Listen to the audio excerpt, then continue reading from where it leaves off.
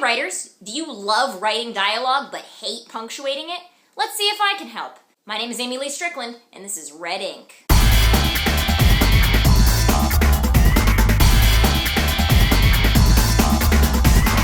When we're writing dialogue, if the spoken words are part of a complete sentence, we attach the dialogue within quotation marks to the rest of the sentence with a comma. Where does that comma go? Always, always, always before the quotation mark.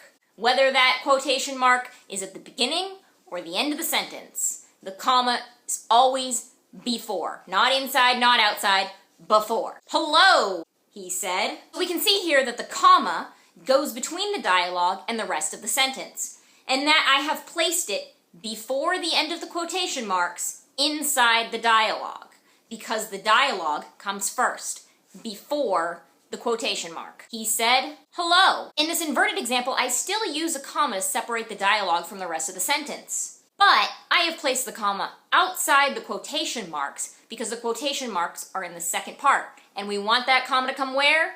Before the quotation marks. It still comes first. So, when do you attach the dialogue to the rest of the sentence with a comma, and when don't you? Here's a hint. Only make the dialogue part of the sentence if you are attaching it to a verb that describes speech. Hello, he said. We use a comma here because hello serves as a direct object for said. Hello is what he said. He ran to the edge of the cliff.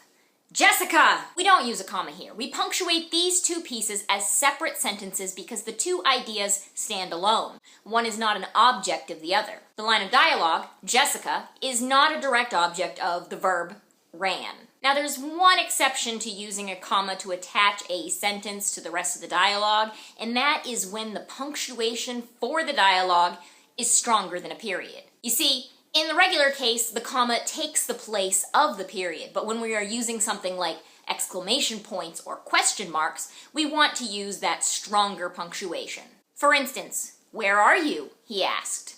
Question marks and exclamation marks are stronger punctuation, and therefore we use them in place of a comma. Note that I did not capitalize the word he here because where are you and he asked are still part of the same sentence. Where are you is the direct object of asked. It's what he asked. This has been Red Ink. Like, subscribe, and share with your friends. And if you have questions about punctuating dialogue or any anecdotes, leave them in the comments below. For more educational resources on punctuating dialogue, I have included a few links in the doobly-doo down below as well. Thanks!